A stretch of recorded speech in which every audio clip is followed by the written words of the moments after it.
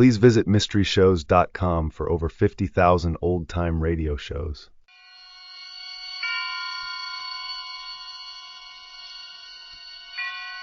And now, Autolite and its 60,000 dealers and service stations present Suspense.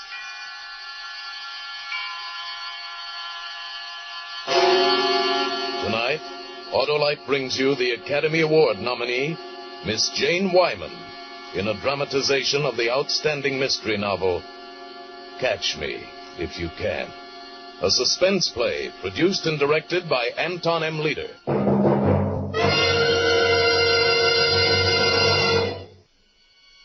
And now, Autolite presents Jane Wyman in a tale well calculated to keep you in suspense. Let me tell you. Let me talk as long as I can. It's my last chance to explain about Phil and all the trouble I had afterwards. Phil got me into this mess the night he died. I sat near his bed, waiting for him to fall asleep, and he said, Margot, was there anything in that milk you gave me tonight? Well, of course, darling. Dr. Landers prescribed it. A sedative. Oh? You're a beautiful woman, Margot. Very beautiful. Yes.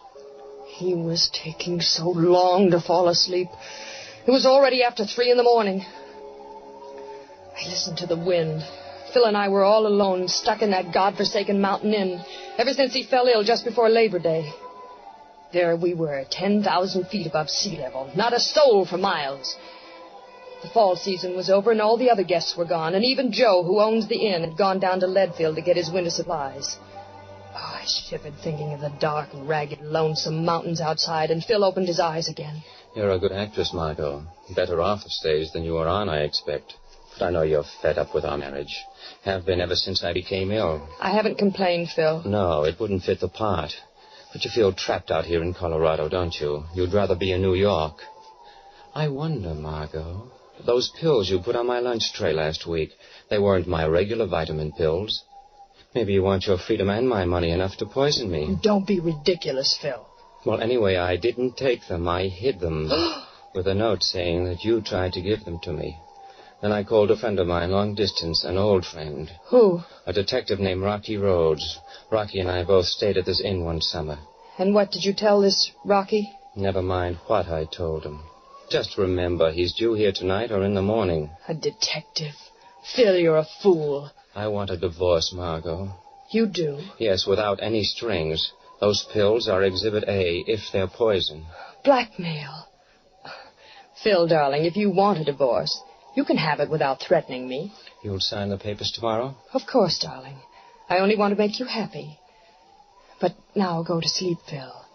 You need a good rest. Go to sleep. I stroked his forehead and the sedatives finally took effect. His breathing became very heavy and even. I looked at him and thought he was smart not to take those pills. But not smart enough. He shouldn't have told me about that detective. He thought he was protecting himself and that I wouldn't dare do anything now. But he was wrong because I had to now. I couldn't afford to wait and lose everything when he divorced me. And besides, I'd find those pills in the letter before the detective got here. There was practically no risk the way I'd planned it this time. Outside it had started to rain, a heavy downpour, and the only other sound in the world was Phil's breathing. I picked up the extra pillow and put it down carefully over his face. He didn't move.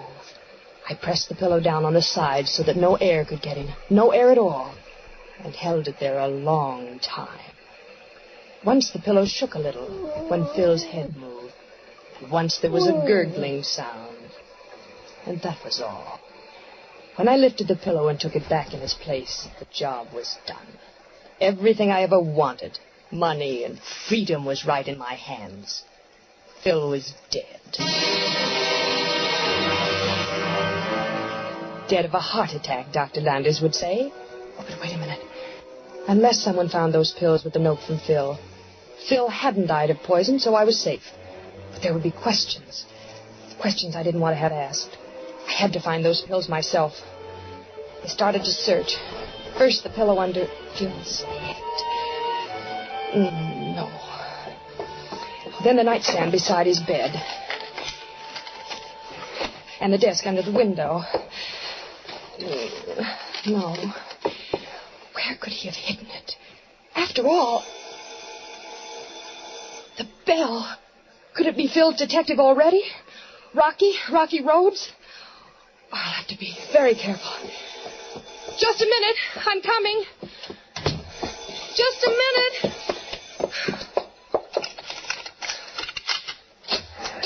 Yes? Well, don't stand there. It's raining in. Oh, I'm sorry. I think I'm lost. I'm looking for Pineview Lodge. Well, you are lost. There's a fisherman's net. Yes, I know. I saw the sign. It's closed for the winter. Well, could you put me up? The manager's away. There's only me and my husband. Well, the luck of the Irish. I meet a beautiful blonde, and she's married every time. You wouldn't turn me out in this storm. I'm soaking wet. I'm afraid please, just tonight. In the morning, I'll get my bearings. Well, if it's only for one night. Yes, that's all. Thank you. Oh, what a vacation. Where are you from? Chicago, newspaper man. My name is Mike Sheldon. How do you do, Mr. Sheldon? I'm Mrs. Weatherby. How do you do? Where do I bunk? Upstairs? Yes, you can take the trout room. Every room is named for a different kind of fish. It's the second room on the right from the top of the stairs. Thank you. It's great of you to let me stay. Would you like some hot coffee? Fine. It's no trouble. Oh, not at all. I was going to make some for myself. I could use some, all right. No, wait. What? No, not that room. No. What's wrong, Mrs. Weatherby? Well, I said the second door on the right. The salmon room, not the trout room. I made a mistake. Forgive me, but this is my husband's room, and he's not well. I was afraid you'd wake him up. Oh, that was bad, very bad. Making a slip like that in front of Phil's detective, Rocky Roads. Because, of course, Mike Sheldon was Rocky Roads. Who else could he be? And I had to find those pills before he did and started making trouble. Before I could get back to the search, two more unexpected guests popped in at Fisherman's Net. A small, dapper man with a black mustache and slick black hair. But I'm Charlie Miller. I got a reservation here, and I'm staying, sister. But the manager is away. He didn't mention any reservations. Well, he must have forgot then. I made it by telephone from KC. That is, I asked a friend of mine to make it. A friend of his? Was it Phil? Was Charlie Miller Rocky Roads? Oh, he couldn't be a detective. He was too stupid. No, Mike Sheldon was Rocky Roads. There was a girl with Charlie Miller. I thought she was Mrs. Miller. No, I'm Susan Quinn. Mr. Miller and I met on the bus. Yeah, and we were great pals right off. I call her Susie Q. You get it? Yes. But the initials on your suitcase are SR, Miss Quinn. Oh, well, I borrowed my sister Sheila's suitcase. Sheila Riley. She's married. Sheila and I always borrow each other things. Was it true? Or was her name Susan Rhodes, nicknamed Rocky Roads? Things are getting more complicated every minute. Two men had arrived, and Sheldon seemed the most like a detective. It was too late for me then to go on hunting for the pills. It was morning. In case questions were asked later, I had to be able to say I had done what a wife with a sick husband ought to do. I had to take Phil his breakfast on a tray. Well, Mrs. W., hey, you're an early bird. Here, let me help you. Oh, thank you, Mr. Miller. This is my husband's breakfast. If you'll open the door. Sure thing. There you are. Thank you. Phil, dear, I've brought you... Something wrong, Mrs. W.? My husband. He looks... Anything I can do? Say, he does look pretty green at that. Mr. Weatherby. Hey, Mr. You'd better sit down, Mrs. Weatherby. It looks to me like your husband has passed away. Oh, no. No, here now. Just sit down. All right, now you just cry on Uncle Charlie's shoulder. It'll do you good. You're very kind. Well, Good morning. Oh, say, Sheldon, got a little trouble here. Trouble? Mrs. Weatherby? Well, her husband's passed away in his sleep, it looks like. I brought his breakfast. I thought he was asleep, and... Will somebody phone Phil's doctor? Dr. Landers in Salisbury Gap. Well, of course, but...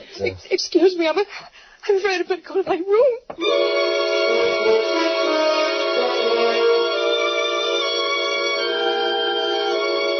Mrs. Weatherby. Miss Weatherby. Oh, Miss Quinn. What happened?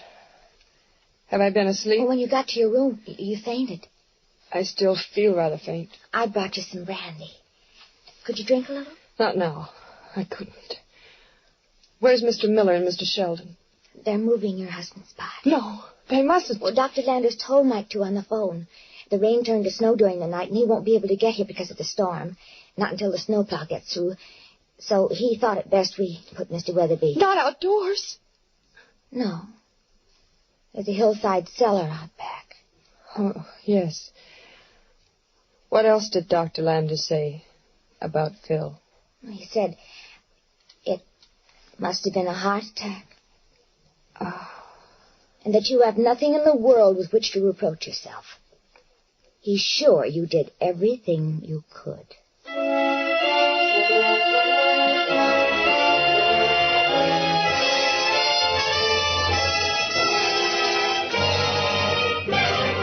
For Suspense, Autolite is bringing you Miss Jane Wyman in radio's outstanding theater of thrills, Suspense.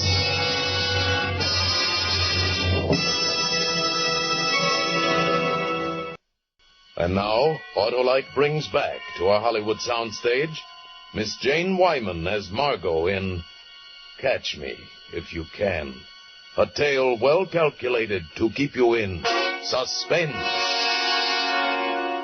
I kept up my act all that day, and I didn't overplay it. I'm not the type for floods of tears, so I adopted a wan, gentle sadness, which made the others think me very brave. But all the time there were two things on my mind, driving me crazy. Who was Rocky Rhodes? And where had Phil hidden the pills? And I couldn't hunt for them. Somebody was always in my room fussing over me. Finally, in the late afternoon, I managed to get away. I just started to look through Phil's clothes when... Oh, here you are. I was looking for you. No snowplow will get through here today. I'll just have to put up with Charlie Miller's jokes another evening. Are his jokes that bad? Well, you heard him ragging Susan, calling her Susie Q. Oh, nicknames. Lots of people have the nickname habit. My husband had a friend named Rhodes he nicknamed Rocky Rhodes. It's a change from Dusty Rhodes, at any rate. By the way, where are you from? Boston. Why do you ask? Oh, just idle curiosity. You know what they say about curiosity. Would you excuse me, please? I was going over my husband's things. Yeah, go right ahead. I'll just keep you company. Looking for something? No. I want to pack so I can leave as soon as possible. I want to get back to New York. I don't blame you. Need any help? No, thank you. As a matter of fact, would you mind? I'd rather be alone. No, it's not good for you to be alone. I'll just stay here and keep you company. Nosy. Did you say something? No, Here's a book of Oscar Wilde's. Why don't I read to you while you work? Let me see. Did your husband own all these shoes? He did. Wealthy man, apparently. How nice for you. Now, how about some poetry? Let's try this one. The poor dead woman whom he loved and murdered in her bed. Shall I go on, Mrs. Weatherby? But I couldn't let Sheldon unnerve me. I had to keep cool. I went on packing, and he went on reading, on and on endlessly, about blood and prisons and hangings, while I tried not to miss anything of Phil's. I had to have those pills. An hour later in my room, I knew I didn't have them. But Rocky Rhodes didn't have them yet either. Otherwise, he would have said something. But the pills didn't have to be in Phil's room. Which one was Rhodes? Miller or Sheldon? I would have to find out by elimination. After dinner that night, I went into the main parlor. And Charlie Miller grabbed me and danced me over to the fire. Here you are, Mrs. W. Now, you just sit right here and have a highball, see? And we'll have a nice little cozy chat with little old Charlie. Oh, you're so formal, Charlie. Call me Margot. Margot? I'll bet your mother called you Maggie. You thought up Margot to use on the stage. On the stage? How did you know I was an actress? This was the clue I'd been looking for. Oh, a guy with my experience can always tell. You can? Sure. And I know how you actresses operate. You all take different monikers. I'll bet you were great, baby. Oh, I wasn't very good. There was only one way that Miller could have known about my being on the stage. From Phil. You weren't very good. I know different, baby. So what if you only played Tank Towns? I sure wish I'd seen you. You didn't miss much, really. Tank Towns. That was Phil's story, all right. Miller was Rocky Rhodes, and he was just drunk enough to handle. Hey, look. How about you and me going up to my room where we can be alone, huh? Oh, that wouldn't look right, Charlie. We could go out and sit in my car. It's in the garage. Got a heater? And radio. The hotel radio's broken. We can say that's why we're going, to listen to the music. Wonderful. Hey, you're a wonderful little woman, Maggie. Full of ideas.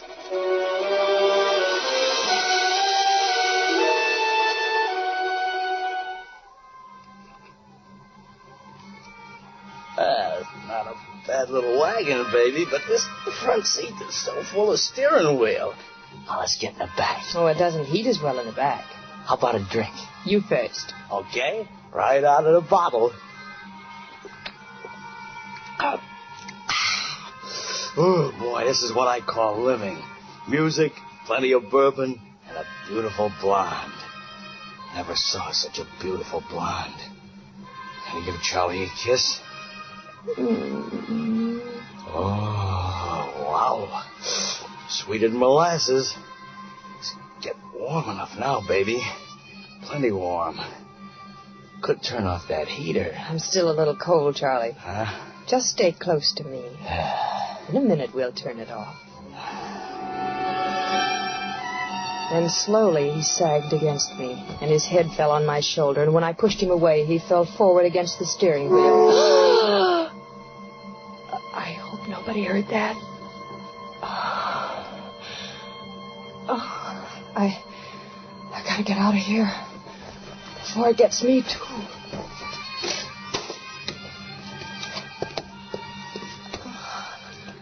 I kept on my feet, going around the car. I was dizzy, getting numb. Then a few feet from the garage door, I keeled over. For a minute or more, I could move. Then I crawled toward the door. It took forever to get there. I opened the door somehow, pushed it shut, and half fell out and lay in the snow. Breathing clean air. Thanking my lucky stars I'd been smart enough not to drink. That's why it got Charlie sooner, because he was drunk. I looked at my watch and decided to wait 15 minutes. What a wonderful thing that carbon monoxide is. No smell, no nothing. It just creeps up on you. In 15 minutes, Charlie Miller, alias Rocky Rhodes, would be good and dead.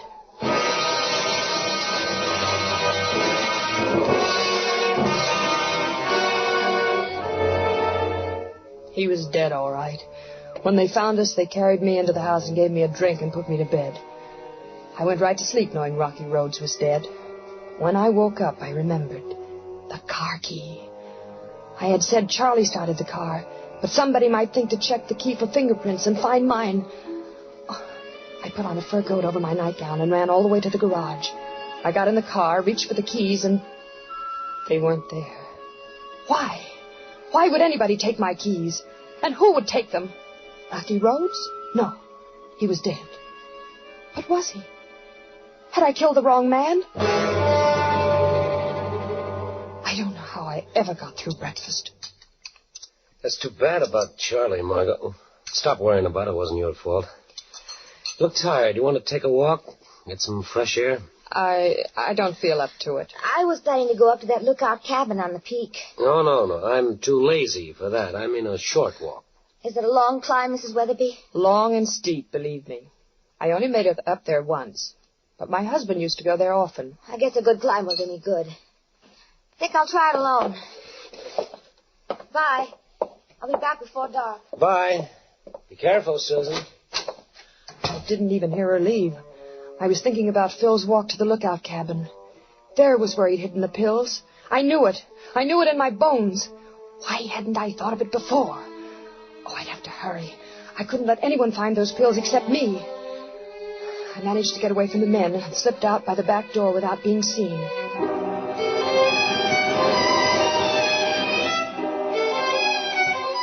A ladder goes up from the trail to the lookout door.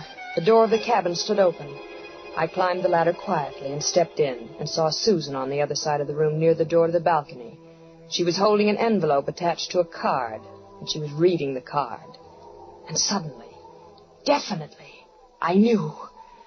Miss Rocky Roads, I presume. Oh, you scared me, Mrs. Weatherby. I see you found what you're looking for. The pills my husband hid. You want to know if they're really poisonous? Well, I read this card.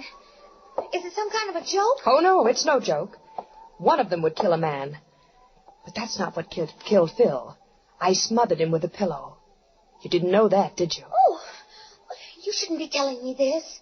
Phil told me you were coming, but I was expecting a man. I never dreamed Rocky Roads was a woman. Oh, you've mistaken me for someone else, really. Oh, come off it. You're already responsible for Charlie Miller's death, coming here under an assumed name. I killed him because I thought he was Rocky Roads. You killed him? Oh, no, you didn't. Oh, you're ill, Mrs. Weatherby. You're imagining. Stay where you are. You think you'll get out of here alive? I wouldn't go out that door if I were you. You'd step right off into blank space. But you can't do these things. They'll catch you. Who? How? Those pills are the only evidence against me, and I'll destroy them as soon as you're gone. Will you? Stop! Stay where you are. You fool! What good does that do you throwing them out? Watch where they fall. There. Right on the path. They'll stay there until I go down. But you played your last card. I'm not going to waste any more time. Let go, Mrs. Weatherby. Let go. You're going over the edge, Susie. No. You're going to be another tragic accident. No. Let go of that table, you fool. Inch by inch, we're getting there. Now, out on the porch. I'll pull you over with me. Will you? Will you really? Oh, someone's coming. Someone's climbing the trail. It's Mike. You're crazy. Mike! Let go of that railing! Let go of it! Stop it!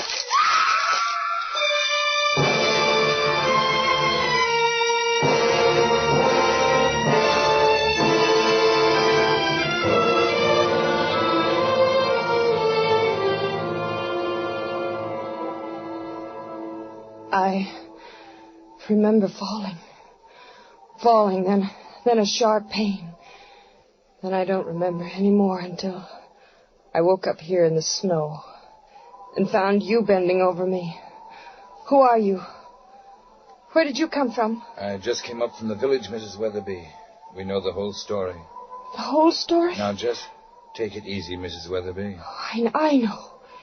You must be a doctor. But, doctor, they'll never hang me. No, Mrs. Weatherby. They'll never hang you. You're dying now. No, I can't die. After all I've had to do to live. Where did Mike go? I'm right here, Mrs. Weatherby. Like a vulture waiting for me to die. You're Rocky Roads, aren't you, Mike? No, Mrs. Weatherby. You're lying. It has to be you.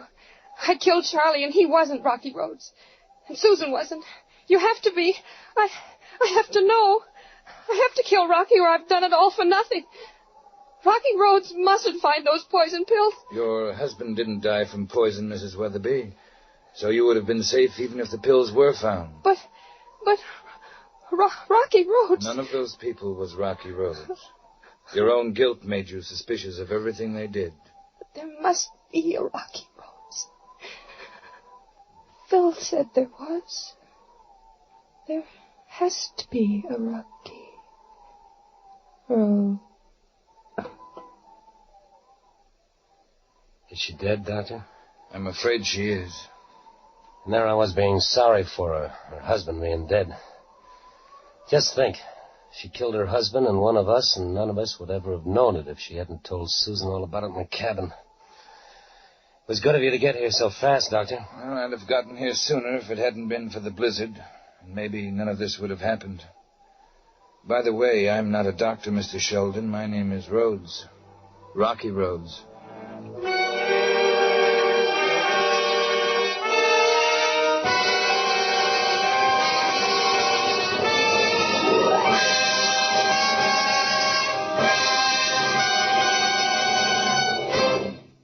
Thank you, Jane Wyman, for a splendid performance. Miss Wyman, would you do me a favor? I'd be glad to, Mr. Wilcox. Would you autograph my script? Why, certainly.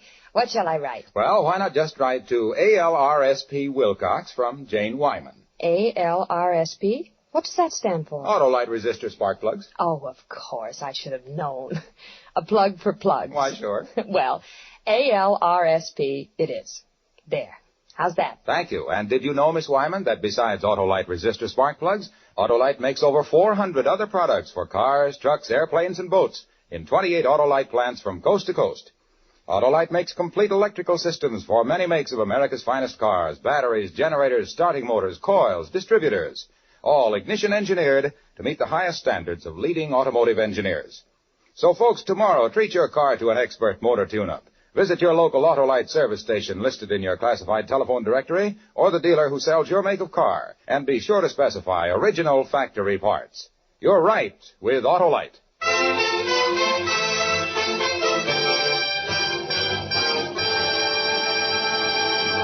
And now, in introducing again our star, Miss Jane Wyman, I wish also to extend to her, on behalf of our sponsor and all of us here on Suspense, our sincere congratulations on her nomination for the Academy Award for her splendid performance in the current Warner Brothers picture, Johnny Belinda, and to wish her the best of luck in balloting. Thank you very much. And may I congratulate Suspense for being one of the top radio programs on the air. Truly radio's outstanding theater of thrills. Thank you, Miss Wyman. And I'll be listening next week when James Mason and his lovely wife Pamela Calino appear in the Agatha Christie story, Where There's a Will. Another gripping study in Suspense. Tonight's suspense play was adapted by Sylvia Richards from the current best-selling mystery by Pat McGear. Music was composed by Lucian Morawek and conducted by Lud Gluskin. The entire production was under the direction of Anton M. Leader. Autolite resistor spark plugs have been adopted as original factory equipment by 6 leading makes of cars and trucks. So, switch to Autolite. Good night. This is CBS, the Columbia Broadcasting System.